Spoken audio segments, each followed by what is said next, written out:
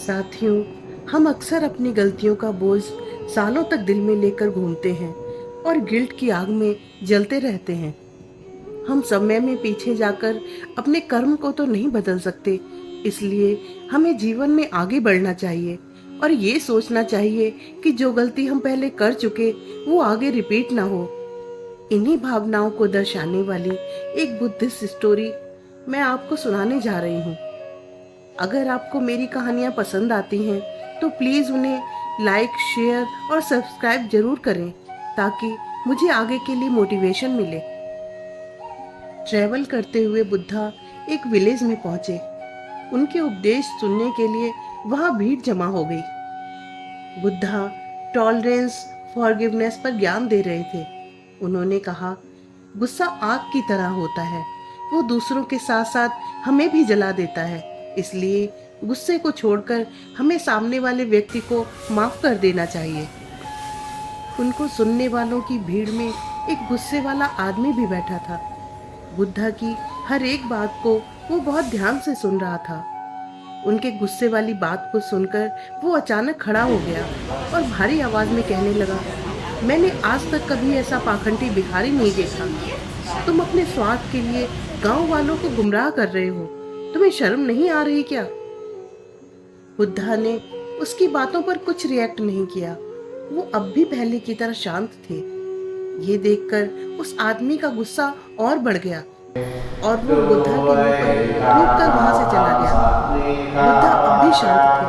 अपना प्रवचन खत्म करने के बाद जब वो दूसरे गांव की तरफ बढ़ रहे थे, तब उनके साथ उनका शिष्य भी था। घर लौटने के बाद वो गुस्सैल आदमी बहुत समय तक बुद्धा के बारे में सोचता रहा।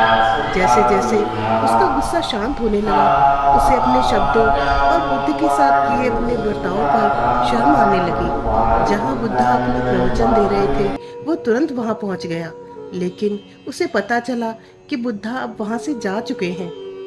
सारी रात वो आदमी खुद को भला बुरा कहता रहा। अगले दिन वो बुद्धा को ढूंढता हुआ साथ वाले गांव में पहुंचा। बुद्धा वहां लोगों को उपदेश दे रहे थे। उन्हें देखकर वो आदमी उनकी तरफ दौड़ा और उनके पैर पकड़कर माफी मांगते हुए जोर जोर से रोने लगा। बुद्धा ने आश्चर्यचकित होकर उसकी तरफ देखा और पूछा, तुम कौन हो और माफी क्यों मांग रहे हो? खड़े हो जाओ। उस आदमी ने रोते हुए कहा, आपने मुझे पहचाना नहीं? मैं वही हूँ जिसने आपके साथ कल बदतमीजी की थी। जो मैंने किया वो बहुत गलत था, इसलिए मैं आपसे माफी मांगने आया हूँ। बुद्धा ने विनम्रता पूर्वक जवाब दिया, बेटा, जिस दिन की तुम बात कर रहे हो वो अब बीत चुका है। मैं कल की सारी बातें पीछे छोड़कर आगे बढ़ चुका हूँ। अब मैं आज में जी रहा हूँ। तुम क्यों कल में रुके हुए हो?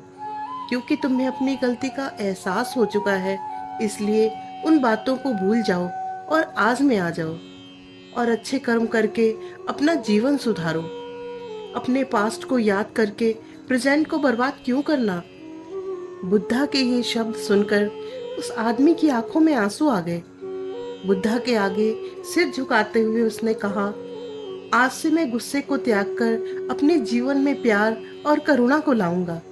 मैं अपनी जिंदगी को बेहतर बनाने के लिए हर मुमकिन कोशिश करूंगा ताकि मुझे किसी चीज का पछतावा ना हो। साथियों, जो बीत चुका वो बीत चुका, हमारा उस पर कोई कंट्रोल नहीं, लेकिन प्रेजेंट हमारे हाथ में है। क्यों ना अच्छे कर्म करके प्रेजेंट को खुशहाल बनाया जाए।